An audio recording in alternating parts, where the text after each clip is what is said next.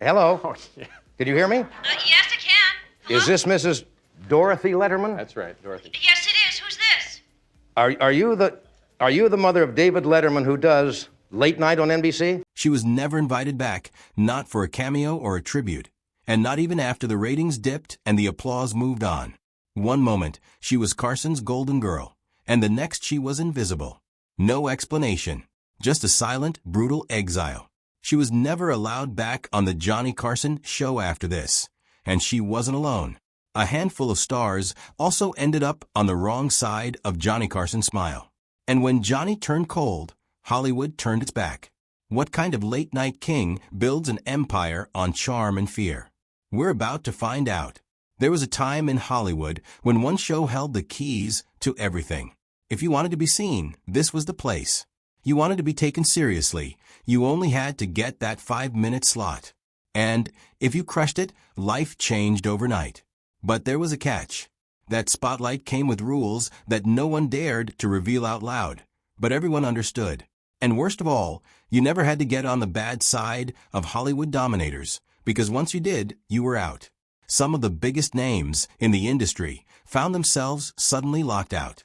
Not because they weren't talented or the audience didn't love them, but because Johnny Carson decided they didn't belong anymore. And once Johnny turned his back on you, so did the rest of the industry. The thing is, most people watching at home never saw any of this. They just tuned in for a laugh. But behind the jokes and applause was a quiet tension. One wrong move, one misread moment, and it was over. Sometimes it was something simple. If a guest went too far with a joke or didn't let Johnny get the last word, it had become a problem. Other times, it was deeper, stemming from loyalty issues and business decisions that felt like betrayal. And then there were the personal feuds that started off camera and ended in total silence. What made it even more intense was how subtle it all was. Nobody got called out publicly. There weren't big, dramatic fights or messy headlines. People just stopped showing up. And if you asked around, you got a shrug. Or a quiet, you know how it is. But for those on the other side of that silence, it was devastating. Years of work could vanish with one missed invitation. Being banned from Carson wasn't just bad for your ego. It could cost you your career. That's the part of the story most people never hear. The real story lived behind the curtain, in the names that never got mentioned again and the guest chairs that stayed empty. So what made The Tonight Show so powerful? What gave it that kind of control over lives, reputations, and futures? To answer that, we have to look closer at the show itself. The Tonight Show era, it's hard to explain just how big the Tonight Show era, The Tonight Show, with Johnny Carson really was unless you lived through it. This wasn't just a late-night talk show. It was the place to be, especially if you were a rising star, a nervous stand-up comedian, or a Hollywood heavyweight with a new film to plug. In fact, if you landed a spot on The Tonight Show, you were made, and it was as simple as that. Johnny had this way of making everything feel effortless. His sly grin, the way he let a punchline sit for just half a second longer than you expected. He had timing that couldn't be taught. And don't even get started on Karnak the Magnificent, dressed like a dollar store fortune teller, holding sealed envelopes to his head, and delivering the kind of jokes that somehow got funnier because they were so ridiculous. It was goofy and weird, but it was also iconic. But where the real power came in was how he could easily launch a career with one nod, one laugh, and one simple wave to invite a guest over to the interview chair after their set.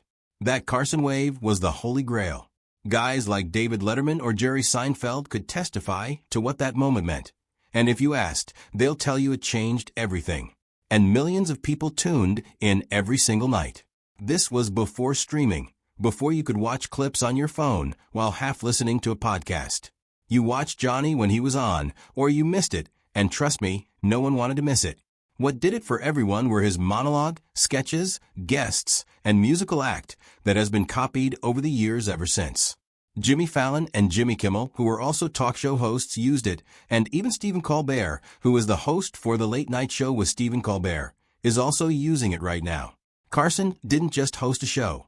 He invented the blueprint for late-night television as we know it. He effortlessly ran that empire for 3 decades, and for most of it, he was untouchable. But when the cameras stopped rolling and the applause faded out, a different version of Johnny came out. Behind the charm and the jokes, things weren't nearly as smooth. In fact, sometimes they got downright ugly. See, as much as Carson's influence went, it had its downsides. And if you got on his wrong side, there would be repercussions. You wouldn't just be cut from the show, you were cut from the entire conversation. Even though Johnny's approval could make you a star, losing that approval could flat out ruin you. This wasn't just about bruised egos or missing out on a single TV appearance. Getting banned from The Tonight Show back then was like being erased from the industry's memory. Bookers would stop calling, studio executives would get cold feet, and other shows kept their distance, afraid of stepping on Johnny's toes. He didn't have to say a word publicly. His silence was loud enough. Everyone just knew if Carson was done with you, you were done. It was even more brutal, because he didn't have to publicly declare it. All he had to do was just talk about his day, and the person on the wrong side of his mic would stop getting booked. And it never goes unnoticed by everyone in the industry. Some comedians tried to brush it off. Others, like Rich Little, learned the hard way. Rich Little was a legendary impressionist that got the boot for making fun of Johnny too many times, even though the official line was that his material had just gone stale. Another comedian was Dana Carvey, who did a spot-on Carson impression while promoting Wayne's World. Carson didn't find it funny, and he didn't say anything about it, but he banned Carvey just like that. And the scariest part was that there was never a clear line or rule book to know where the edge was, until you fell off it. So, who dared to challenge Johnny? And who paid the price? The Joan Rivers fallout. If there was anyone Johnny the Joan Rivers fallout Carson took under his wing, it was Joan Rivers. Back in the 1960s, she was a fresh, no-nonsense comedian with a sharp wit and a fire in her belly that drew Johnny to her. He brought her on The Tonight Show. WHE female comedians weren't exactly the norm, and he made her a regular. More than that, he gave her a shot at national stardom, especially after she was turned down severally for being washed up at just 31 years of age.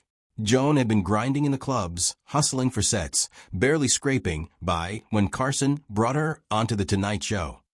And when she slayed that first set, he turned to the camera, grinned, and told America, "You're going to be hearing a lot about this girl." That one line changed everything. Overnight, Rivers went from nothing to being hired as a writer for The Tonight Show, thanks to Carson. He not only gave her the chance to bloom, he also mentored, championed, and even brought her in as his permanent guest host when he took nights off. To the outside world, it looked like a dream duo, the king of late night and his trusted queen-in-waiting. But behind all the laughs and applause, a storm was brewing. In 1986, Joan got an offer from Fox to launch her own late-night show. It was groundbreaking news, as Fox was a brand-new network, and this was a chance for her to be the first woman to host a major late-night talk show. She didn't take the decision lightly. According to interviews, Joan was terrified. She didn't want to hurt Johnny, but she also saw that NBC had no plans to give her The Tonight Show when Carson eventually stepped down. And worst of all, she found out from NBC executives that she wasn't even being considered, so she took the Fox deal. But the part that changed everything was that she didn't let Johnny know first. Carson found out through the grapevine and not from Joan. He was furious, and it wasn't the kind of rage you yell about and then get over.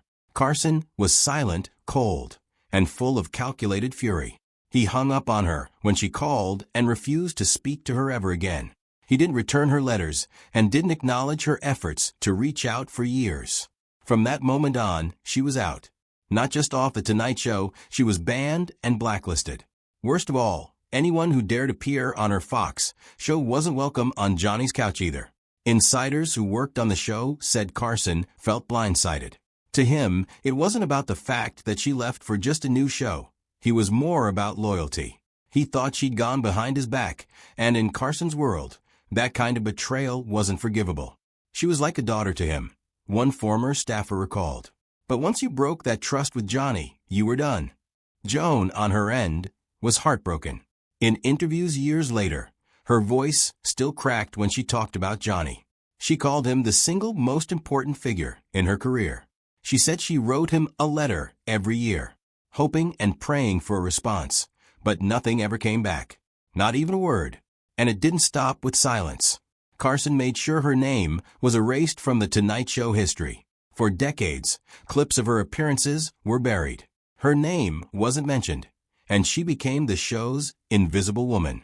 She later wrote about why she felt Carson was mad about her leaving, saying, "I think he really felt because I was a woman that I just was his, that I wouldn't leave him. I know this sounds very warped, but I don't understand otherwise what was going on." When Carson passed away in 2005, Joan admitted she cried not because the world had lost a very important figure, but because she had lost her mentor and the first ever man to believe in her. She was even more hurt that he passed away without them being able to reconcile their differences. She once said in an interview, "I would have done anything to make it right. I just wanted to talk, but he wouldn't even look at me." And Joan wasn't the only one. Some faced Carson's wrath live on air. Live on air, not everyone got banned from The Tonight Show because they were rude or disrespectful. Some just didn't know when to stop. Some thought they could poke the bear and walk away. But with Johnny Carson, once you crossed a certain line, even if you didn't mean to, you were done. Take Bobcat Goldthwait, for example. The guy was wild and had this loud, unpredictable energy that either made you laugh or made you nervous. One night, he took it too far. During a guest appearance, Bobcat actually lit the chair on fire on purpose and on live television. That was his idea of a stunt, but that didn't sit well with everyone as it was a joke gone bad. Even though Jay Leno was the host at the time, some people thought that Carson wouldn't have been impressed. The network was furious, and Bobcat was banned from the show. Not just that, he was arrested and convicted of arson and was fined for $2,700, plus the cost of the chair, which was around $700. He was also sentenced to make public service announcements for fire safety. He never stepped foot on that stage again. That one moment ended his chances with late night for good. Then there's Kathy Griffin. Now Kathy's whole brand is being bold and loud and unapologetic. She talks about the things most people avoid, and she doesn't really care who gets offended. That attitude didn't sit well with a lot of late-night hosts, especially Jay Leno, who followed Carson. Kathy's edgy humor was seen as too much, and not just once. As time went by, she found herself banned from multiple shows, including The Tonight Show. Carson may not have banned her personally, but she definitely fit the mold of someone who wouldn't have made it past his standards either. One too many off-color jokes, and the doors quietly closed. But then there's Melanie Chartoff, who didn't blow up anything. She didn't curse on air or insult anyone in front of a camera. All she did was make jokes that weren't even a big deal. She usually said things that made other crew members laugh, and even Johnny himself laughed at the jokes. She was amongst the few people who got along well with Carson, and so she didn't have any issues with him. She even appeared as a guest on The Tonight Show starring Johnny Carson, including an unforgettable episode alongside George Burns and Richard Dawson in 1982. That's the thing about Carson. He could make or break a career, sure. But if you weren't careful, he could also slay it. Even if you didn't mean to step on his toes, even if it was just a joke whispered behind the scenes, if he took it the wrong way, you were out. However, not every ban from The Tonight Show came from some act of defiance or rebellion. Some were just misunderstandings, honest mistakes, a joke misread, or a move that wasn't cleared. And suddenly, one move could place you on Johnny's bad side. Howie Mandel found that out the hard way. Johnny Carson was still early in his career, still figuring things out, trying to be memorable. So one night, he brought a giant stuffed tiger on stage, a prop. Not cleared with producers. Not part of the plan. It was supposed to be funny, silly, just something to get a laugh. One thing Johnny hated was surprises, especially ones that messed with the rhythm of the show. So after that night, Howie was never invited back. No formal ban, no angry letter. Just silence. Cold, brutal silence. Then there was Lola Falana, who was talented and magnetic. She lit up the stage every time she walked into a room. But during one appearance, she spoke openly about racism in the industry. She talked about what it was like being a black woman in showbiz during a time when most people were too scared to even bring that stuff up. She was honest and bold, but Johnny wasn't ready for that kind of conversation on late-night TV. And just like that, Lola was gone. She didn't get another invite. America still wasn't ready to hear the truth in that setting. And Carson, as powerful as he was, wasn't willing to rock the boat. Artie Lang wasn't left out. His story takes a different turn. He didn't get banned by Carson. He got banned by Conan O'Brien years later. Artie was in the middle of a battle with addiction. He was unpredictable, hard to manage. So Conan's team cut ties. At the time, it felt like a punch to the gut. But looking back, Artie says it saved him. It forced him to hit pause to get help. And when he finally got sober, he actually thanked Conan. He said being banned was the beginning of his comeback. Sometimes a ban meant your career was over. Other times, it was just the world's roughest wake-up call. While Johnny Carson silently did his thing, there was one time he actually did say something, and this time they were loud. A Hollywood feud for a while. A Hollywood feud Johnny Carson and Wayne Newton shared, that old-school showbiz camaraderie. They were both stars in their own right, as Carson ruled the late night from behind his desk in Burbank, and Newton dazzled Vegas crowds with his voice and polished charm. When Wayne showed up on The Tonight Show, it was all smiles, laughs, and handshakes. But in Hollywood, friendships come with fine print, and egos don't always fit in the same room. Things took a turn in the early 1980s when Newton made a bold move of outbidding Carson for partial ownership of the Aladdin Hotel in Las Vegas. It wasn't personal, at least not from Newton's side, because to him, it was just business. But to Carson, it felt like a challenge, almost like a friend stepping into enemy territory. Johnny didn't confront him backstage. He did what he always did and turned it into material. Night after night, Carson started slipping digs into his monologues. But they weren't the hilarious kind. He poked at Newton's appearance, questioned his masculinity, made jokes about his lifestyle, and also called him a mean-spirited human being. These jabs felt less like late-night comedy and more like veiled insults. The audience laughed, but Newton wasn't having it. Eventually, Wayne reached his breaking point. And one day, he stormed into NBC studios, with no cameras or entourage. He found Carson backstage in person and told him, straight up, to knock it off. The details of that confrontation vary depending on who's telling the story, but one thing was constant. Carson stopped the jokes about Newton, and that was how the teasing dried up, and so did their friendship. Wayne Newton was never invited back to The Tonight Show again. Not as a guest, not even for a casual appearance.